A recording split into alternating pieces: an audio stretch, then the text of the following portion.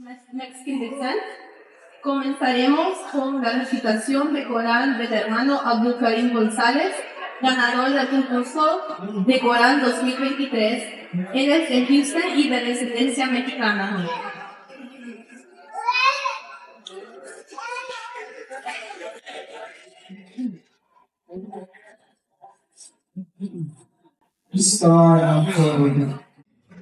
أعوذ بالله من الشيطان الرجيم. بسم الله الرحمن الرحيم. لو أنزلنا هذا القرآن على جبل لرأيته خاشعا متصدعا من خشية الله. وتلك الأمثال نضربها للناس لعلهم يتفكرون. هو الله الذي لا إله إلا هو عالم الغيب والشهادة هو الرحمن الرحيم. هو الله الذي لا إله إلا هو الملك القدوس السلام المؤمن المهيمن العزيز الجبار المتكبر. سبحان الله عما يشركون. هو الله الخالق البارئ المصور له الأسماء الحسنى يسبح له ما في السماوات والأرض وهو العزيز الحكيم. صدق الله العظيم. Of course, she put me in an Islamic school since very young, so I learned Arabic and Quran. Alhamdulillah, now I'm here studying in Chicago, and I came here to recite and to be at this convention. Alhamdulillah, and Allah has guided me. Inshallah, Allah can guide my family. Inshallah.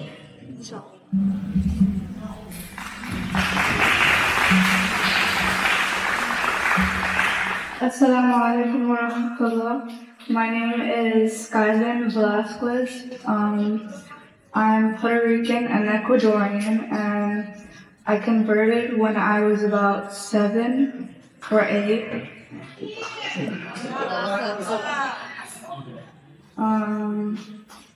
And I converted with my mom.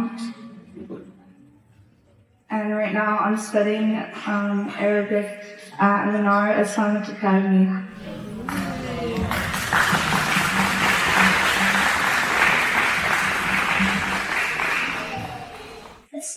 As-salamuAlaikum. My name is Maida Sayed. I'm Pakistani and Peruvian. My mom converted to Islam before me or my brother were born, so alhamdulillah I was born into this religion. Currently I'm memorizing the Quran. I'm on my 4th juz, and I go to Manara Islamic Academy as well.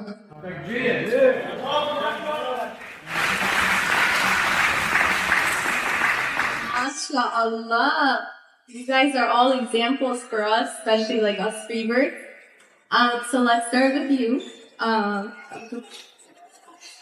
So the first question, you've memorized the Quran, mashallah.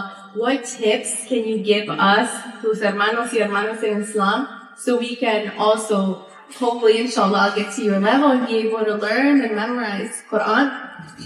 So alhamdulillah, when I was reading the Quran, of course, it was hard, it was difficult at the beginning, but alhamdulillah, Allah made it easy.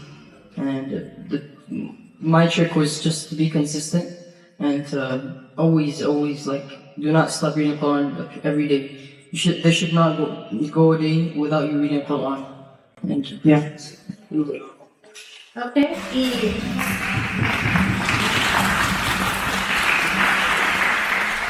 Y hoy para la hermanita Skyline, what tips would you give us to memorize Quran? Since you're also a reader, you read it as well with your mom.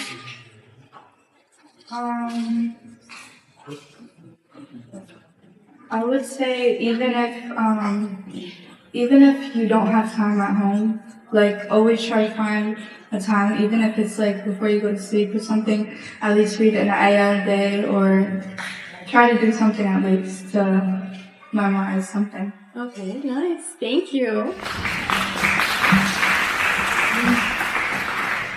And how about you, Maida? What advice would you give us? So, when you're memorizing Quran, it can be tough at times, but you shouldn't give up, even if it could take you hours or weeks or days. In the end, you'll still eventually get it, inshallah. So, don't give up. Thank you. Thank you for the advice.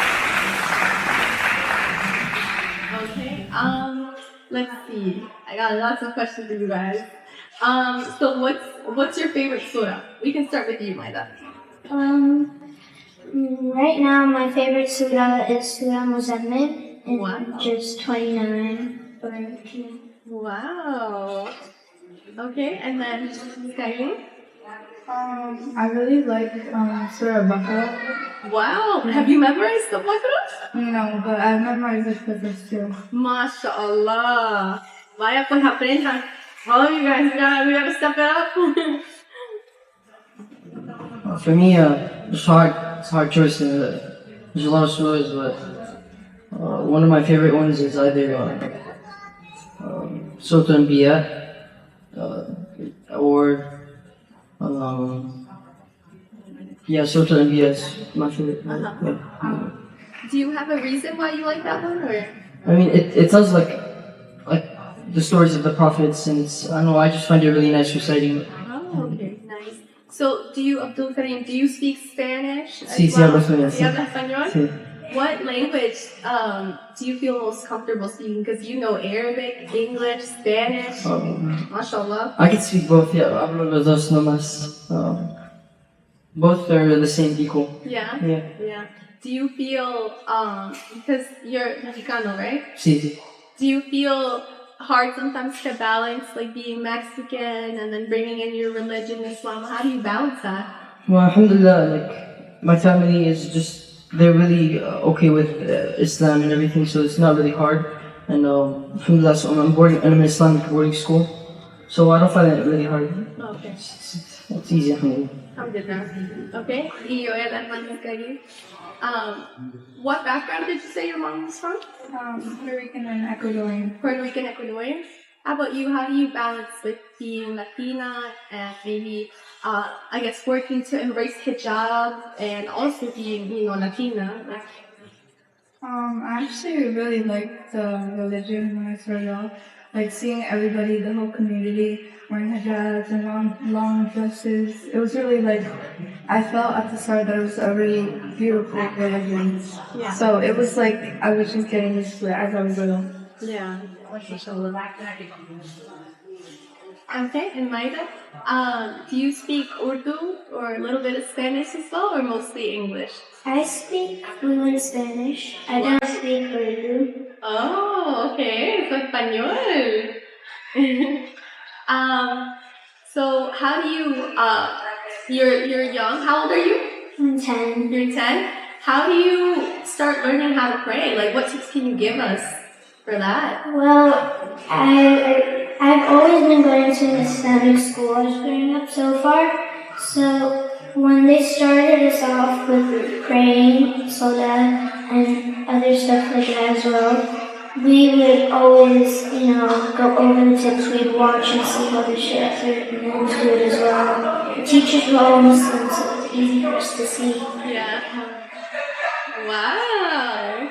Nice. Okay, Kareem, have you ever, for your learning how to pray, did you learn how to pray like with your mom side by side? Or like what tips would you give us freebirds learning how to pray? So I actually just started watching people just pray at the masjid when we first came. And me and my mom were kind of just following them along.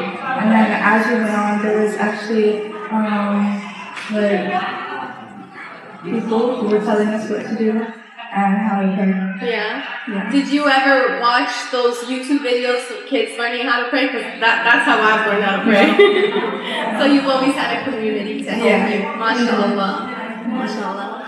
Okay, and then Abdul Kareem, what tips would you give us reverts trying to learn how to pray? I would say learning how to pray, watch how people pray, and if you really want to learn, you have to put some effort into it, and you should ask somebody if you know them good, if you know they know how to pray good. Ask them if they can teach you in person or that, inshallah. Okay. Well, thank you guys so much. Do you guys have any words that you'd like to share? Anything, any advice you could give us? You guys are the future. You guys are the Muslims, not to put pressure. But mashallah, like everyone here admires you guys, especially because you guys are the future. You're the future Latino Muslims, and we are here to learn from you. So I would say it's not easy to convert, if your family is not Muslim. It's not easy. I see that it's not easy. So inshallah Allah will help you, and just keep striving and keep trying hard, and never push down, inshallah. As-salamuAlaikum. I would say just leave it in the hands of Allah, especially if you have family that's not Muslim. Just make dua for them, pray for them, and try to invite them and tell them about it, and inshallah Allah will guide them.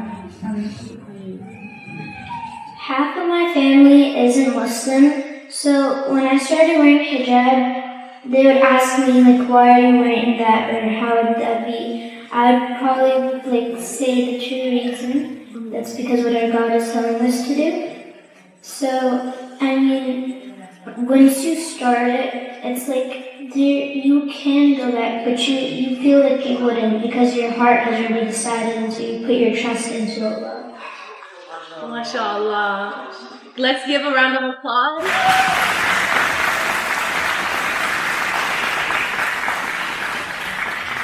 Muchas gracias a nuestro hermanito y hermanitas. That was very nice. I loved interviewing you guys. You guys are so cute. Sorry, I just have to say it. Okay. So next, I think we can do a. So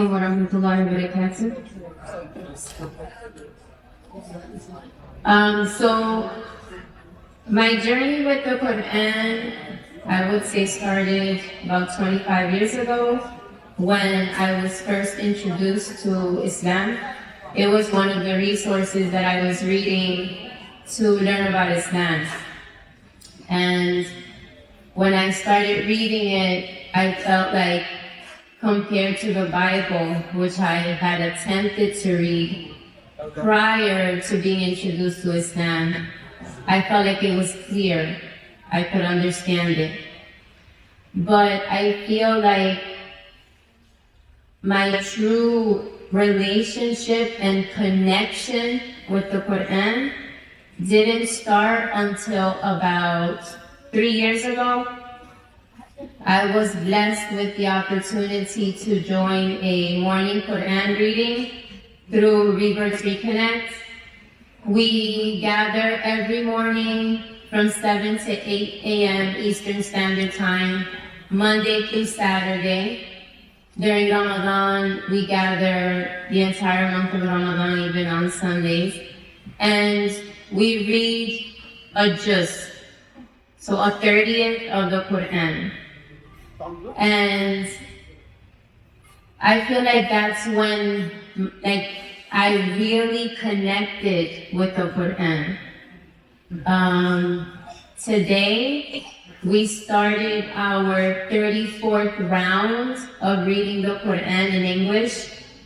And so the more you read it, the more you know what's inside. And the more you can use what's inside to apply to your life and to advise others in your life. subhanallah. And, you know, it doesn't matter how many times you read it, every time you read it, you can connect with something that was said, right? So part of our Quran reading is that we read the juz, and then at the end, we open up for reflection. So sometimes people highlight certain verses, sometimes people open the mic and share how, you know, a verse resonated with them. Sometimes, you know, people share a personal experience that a verse reminded them of. And so through that, right, you also learn, right, how other people are connecting to different verses, subhanAllah. So I feel like, you know, again, 3 years ago is when I truly connected to the Quran. And alhamdulillah, right, with that opportunity. Prior, I had attempted to read the Quran, like read the whole Quran during Ramadan. And I succeeded once, subhanAllah. But through this particular, you know, group of people, right, this group of Quran reading, I've been able to read it over, you know, 33 times in about 3 years, subhanAllah. And it's been life-changing for me. It's definitely been life-changing for me. For anyone who, like, my advice, right, would be to you, if you are available from 7 to 8 a.m. Eastern Standard Time to listen in, I highly recommend it. If you're not, then try to gather a group of friends, right, and do this together. Because when you read it alone, that's great, right? You get the reward.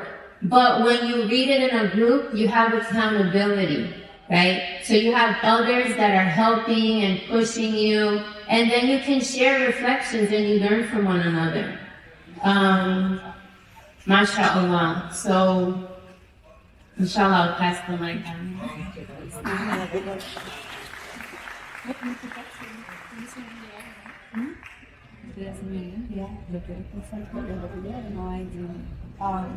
What? As-salamuAlaikum. My name is Marlene Vargas. I've been Muslim for a long time.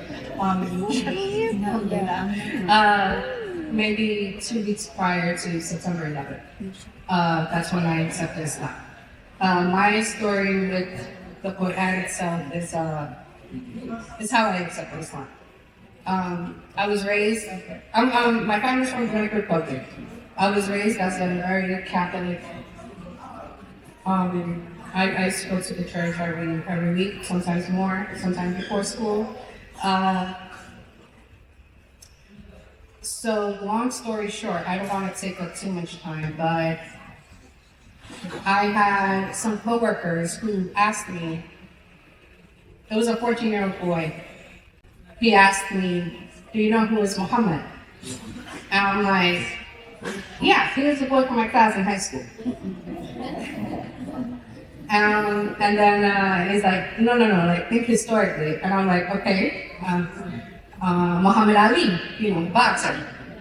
And he was so disappointed, his face. And I'm like, what did this 14-year-old boy know that I don't?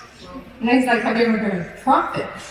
And from there, he told me the story of the cave, how Angel Gabriel came and gave him the very first iqra, read, the command, to someone who was illiterate.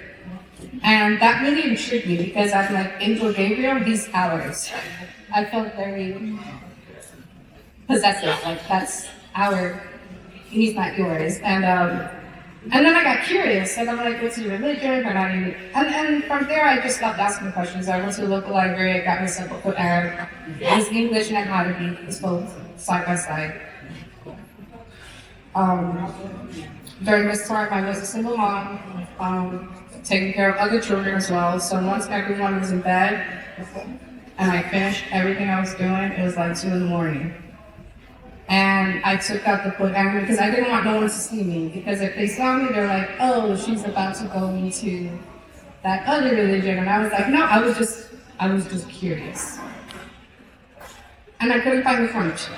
I couldn't find the, because I opened it like we open every book, from right to left. And that was the ending part. And I couldn't find the beginning part. And I was like, this is such a strange book. And I got frustrated. And I'm like, forget it. I closed it and I flipped it like on my lap, mistakenly, not consciously. And then that's when I saw the front cover. And that's when I saw, ooh, this is backwards. And like I said, as a Catholic, my grandmother told us that everything that's backwards is from the devil. So in my own words, I said, "A'udhu billahi minash shaitanir rajim," in my own Spanish. And then I found the beginning, and I was expected to see, like you do in the Bible, in Genesis, where it says, in the beginning, there was so-and-so, like God's creation. And I was expecting to see that, and I didn't see that. What I saw was, in the name of Allah, most gracious, most. And I was, at that moment, when I read that, was a turning point in my life, because I've never read something that begins this way. And I said, this is the way that God would have this book. And then at that moment, I didn't read the rest of it. I'm like, whatever this book contains, this is my book. Whoever follows this book, these are my people. And whatever this book pertains to, this is my religion. And that's how I accepted Islam. So, that was the beginning. From there, a lot of tears, a lot of changes. And that's something we have to take into consideration. I take it very personally, I take it very seriously, that whatever you do in life, you have to grow. Not just by age or height or whatever. You have to grow as a person. The Quran encourages us to grow. If you're comfortable, get uncomfortable. And do better, and be better. And this is what we should always strive for. So yes, memorization is an important part, but I was very afraid to be one of those people who have memorized and lack practice. And the Quran is both. It's a blessing in so many ways. And with my journey, a lot of you already know, but for those who haven't known, I was diagnosed with breast cancer a year ago. And I went through chemo and, so alhamdulillah, things are good now. I did everything I had to do, and doctors are, set down to clear, alhamdulillah. But that's also a thing to reflect on, because it wasn't just me. It was people around me who were also affected, including these two sisters right here, mashallah, my family, and the thing that unites us, I'm from the Republic, you're from Puerto Rico, it doesn't matter where we are in the world or where we're from. When we get together, you guys are my sisters and brothers in Islam. And that's something that definitely, the Quran is always constant. Because my memory I'm not talking about the Quran, just in general, day to day, has been in and out, in and out. And then there's times where it's like, I'm forgetting basic things. And then there's times where I'm just reciting without consciously thinking, and it just comes out. And I'm like, ooh, what trick was that?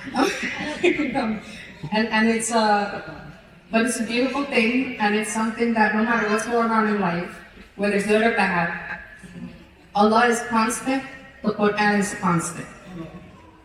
And that's something that we can always take with us. And there's guidance in it, because we're talking more than 20 years ago, I would read things, and I'm like, oh, I didn't understand that. And then it gets so frustrating, like it's plain English, right? But then years later, it'll hit me, without me even think about it. this is what that surah or that ayah meant.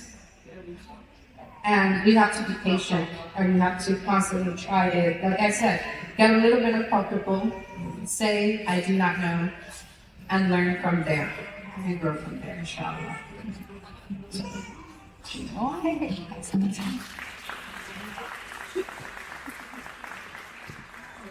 As-salamuAlaikum warahmatullahi wabarakatuh.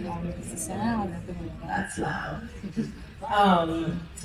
My name is Chanel Matos. I've been a convert, a Muslim for 23 years. But prior to Islam, when I first interacted with the Quran, my first thought was, yeah, this is very repetitive. Just a repetitive kind of story, themes, names, just a lot of repetition. As I entered Islam, what the Quran, that repetition later on I came to realize is that it's really a blessing because Allah subhanahu wa ta'ala created us as habitual creatures. The science says that between 18 and 60 days, if you do something between 18 and 60 days, roughly, you will have created a habit, right? So the Quran itself is very repetitive, and He forces you in that conversation, because the Quran is a conversation between Allah and you, between your heart, your intellect, all of that. And that conversation is repetitive because He is trying to drill something in you. Like I was reading Surah Al-Rahman the other day, and I counted where He says, which of the favors of your Lord will you deny?